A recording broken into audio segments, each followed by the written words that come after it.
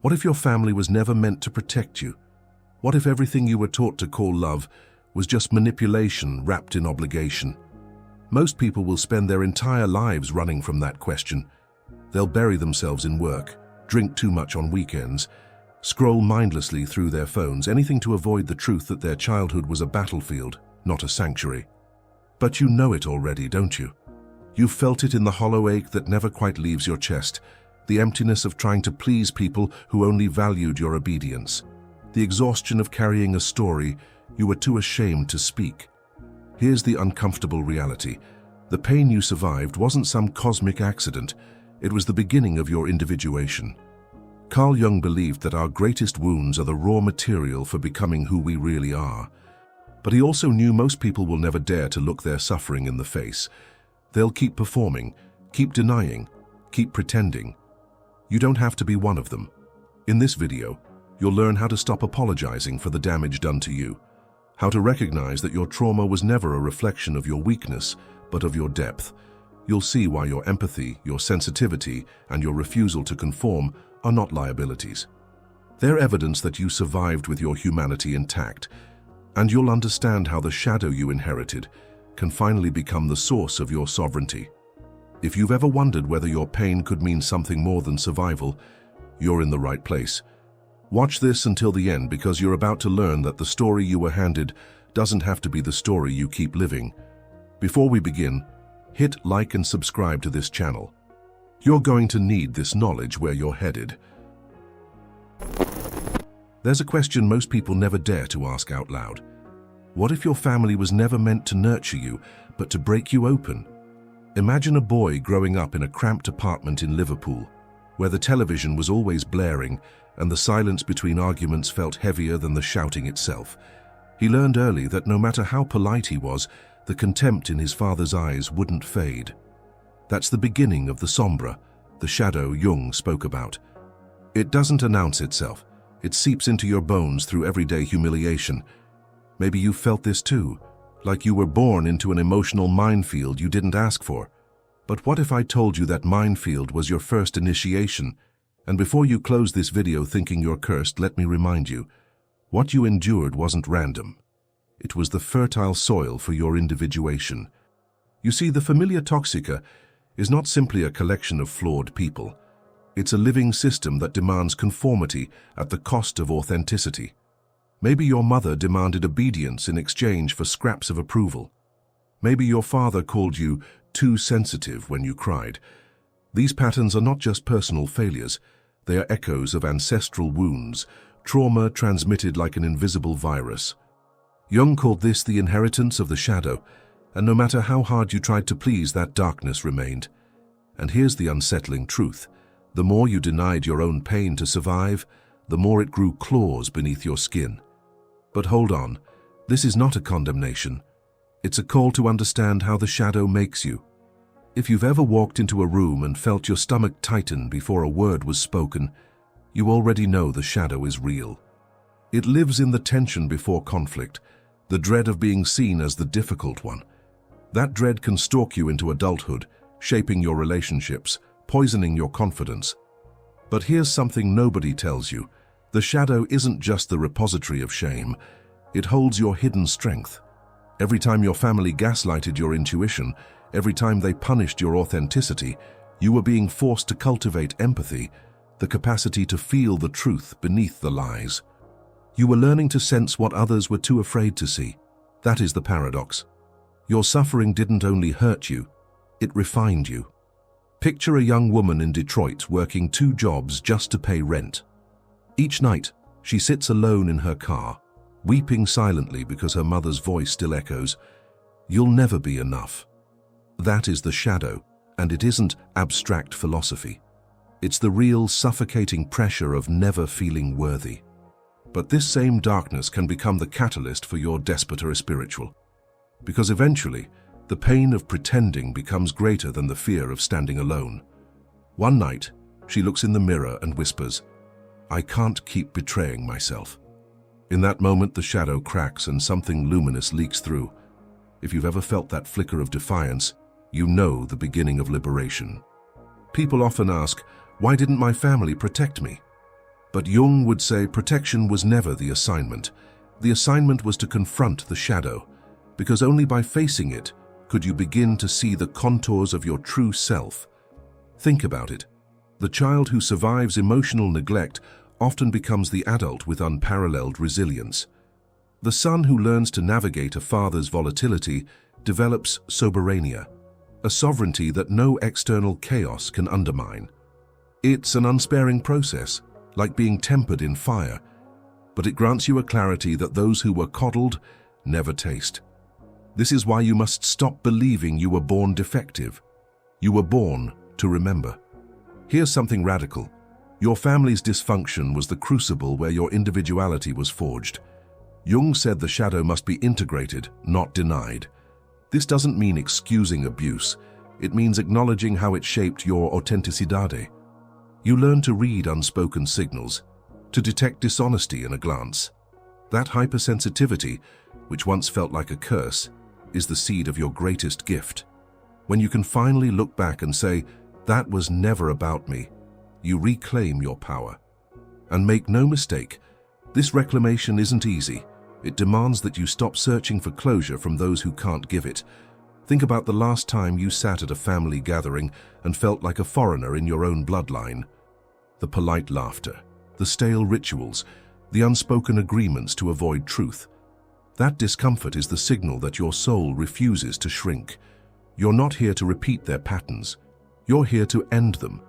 But before you can become the generational pattern breaker, you have to recognize the shadow for what it is, an unexamined inheritance. And no matter how lonely it feels, you are not alone. Millions are awakening to this same realization. We are not here to uphold illusions. We are here to dissolve them. If you take nothing else from this, remember, the shadow is not your enemy, it's your unclaimed birthright. Every time you dared to feel what others refused to feel, you stepped closer to your essence. The battlefield you were born into wasn't a punishment.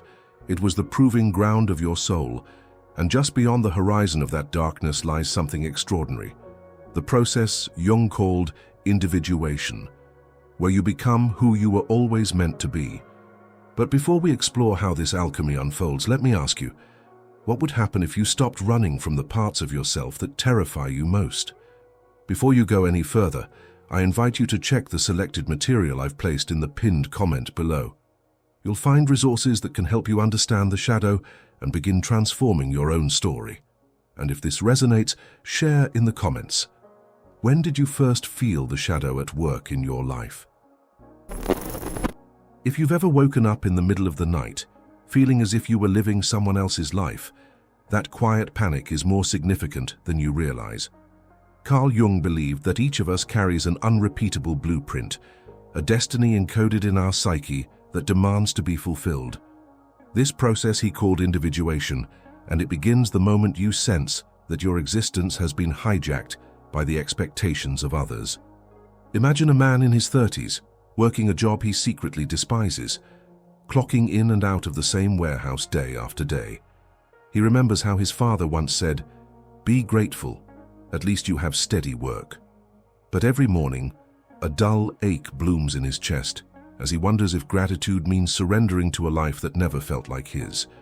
That ache is the first sign that something inside you is waking up. It's the beginning of your rebellion against the script you inherited.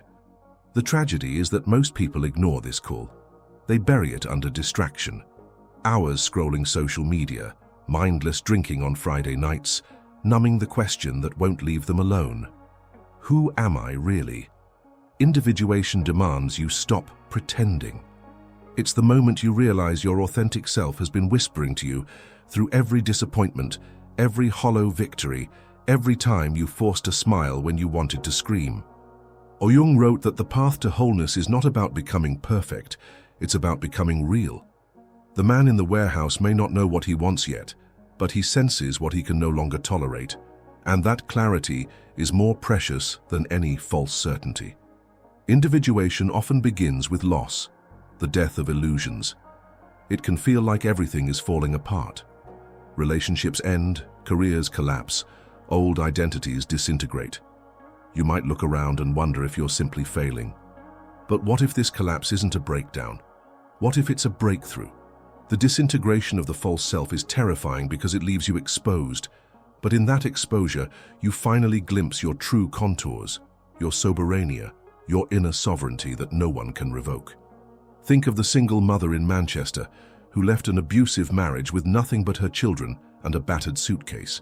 For years, she believed her worth depended on keeping the peace. The day she walked away, she lost her safety but regained her soul. You don't have to wait for a catastrophe to begin individuating. Sometimes it's a quieter moment, a sudden realization that you've been living to make others comfortable while your own spirit withered. Maybe it hits you during an ordinary Tuesday afternoon, folding laundry or sitting in traffic. That is how the despertar spiritual often arrives, not as a lightning bolt, but as a whisper that refuses to be ignored. Jung taught that this voice within is the self, the totality of who you are beyond ego and conditioning. Listening to it is an act of courage. Following it is an act of revolution. The cost of individuation is high. You will disappoint people. You will be called selfish, dramatic, ungrateful.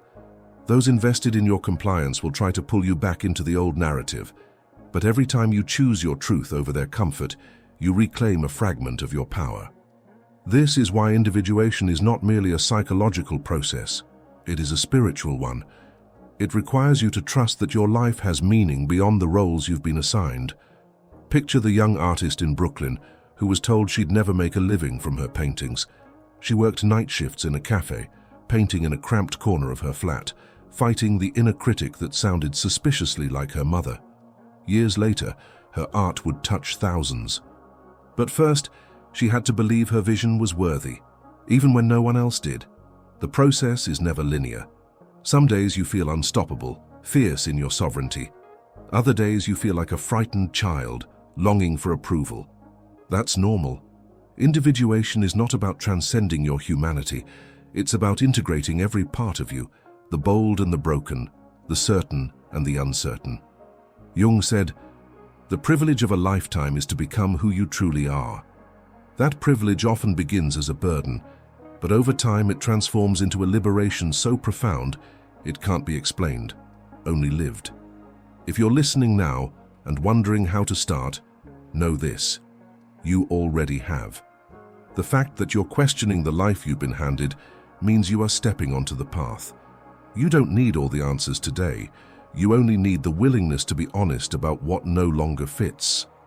Because in that honesty, your empathy grows, not just for yourself, but for everyone who has ever been trapped by a false identity. The woman in the battered car, the man in the warehouse, the artist in the tiny flat, they all chose something simple and radical: to stop betraying themselves. And perhaps you're sensing it now, a tremor in your chest, a quiet knowing that your life could be different, that your pain could be transmuted into purpose, that your longing for authenticity is not a liability but a calling. In the next chapter, we will explore precisely how this alchemy of suffering becomes the raw material for your liberation, and why the moment you stop apologizing for who you are, your real power begins to emerge. Most people would rather keep pretending their pain is temporary than admit it's the foundation under everything they do. Carl Jung didn't sugarcoat this. He said that the suffering you refuse to feel becomes your destiny. You can see it in the man who works 12-hour shifts unloading trucks in Chicago, his back wrecked, his mind replaying the same thought: if I stop moving, I'll have to feel everything I've spent my life avoiding. That's what unprocessed trauma does. It colonizes your daily life, turning survival into a habit so familiar you mistake it for who you are. But here's the truth no one wants to hear. Until you face it, it keeps running you. Transmuting pain isn't a slogan. It's the raw, humiliating work of stopping in the middle of your routine and admitting you're exhausted by your own denial. Maybe you've noticed how quickly you reach for your phone, alcohol, or any distraction when the old memories creep in. Jung called this the shadow's camouflage. It keeps you occupied so you don't have to see what's underneath. But avoidance is expensive. It costs you your authenticity. It costs you relationships that could be real. It costs you the chance to stop performing for people who never cared to look past your surface. You can't alchemize anything you're still lying about. If you say, "It wasn't that bad," when you know it broke you, you're choosing loyalty to the past over loyalty to your own sanity. Think of the woman who spent years telling herself her childhood was normal, even though her father never once said he loved her. When she finally said out loud, "He made me feel invisible," it didn't fix anything overnight, but it ended the part of her life where she pretended she was unaffected. That honesty is where the process starts, not when you feel strong, not when you have some perfect plan, but in the ordinary moment you admit you're tired of pretending. Don't expect applause for this work. In fact, most people around you will want you to stop. They'll say you're dredging up the past or making things harder than they need to be. What they really mean is that your refusal to keep quiet makes them uncomfortable. When you break the pattern of silence, you become a mirror no one asked for, but you're not responsible for their comfort. Your job is to stop abandoning yourself to keep other people calm. That's where soberania begins, when you'd rather be alone in your truth than surrounded by people who demand you lie. You'll be tempted to go numb again, to bury yourself in work, busyness, or any habit that makes you forget you're still carrying the past in your nervous system. That impulse isn't weakness, it's the residue of the old survival mode. Jung wrote that the psyche doesn't heal by erasing pain. It heals by integrating it into consciousness. You don't get to skip the step where you sit with what hurt you, but you also don't have to stay stuck in it. There is a space between denial and collapse. That space is where alchemy happens. Don't confuse this process with a single breakthrough. You'll have days when you think you've moved on, and then out of nowhere, the old fear or shame will come back. This isn't failure. It's the nature of real transformation. You're dismantling decades of conditioning.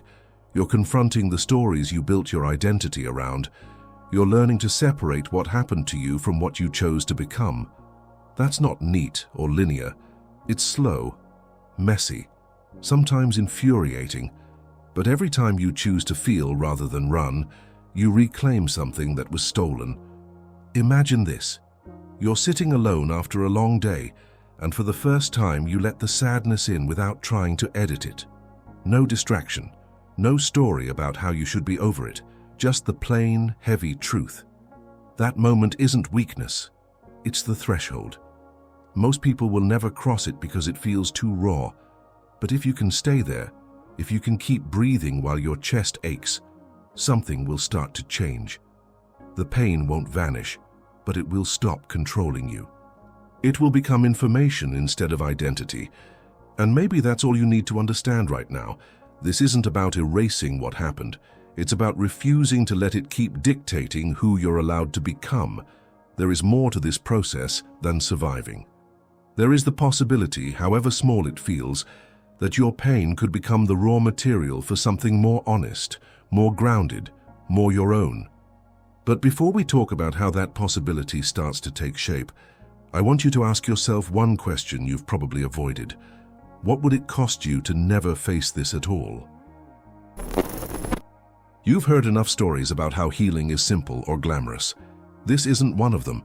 The truth is, facing your shadow and reclaiming your authenticity will be the hardest work you ever do, but it will also be the only work that truly belongs to you.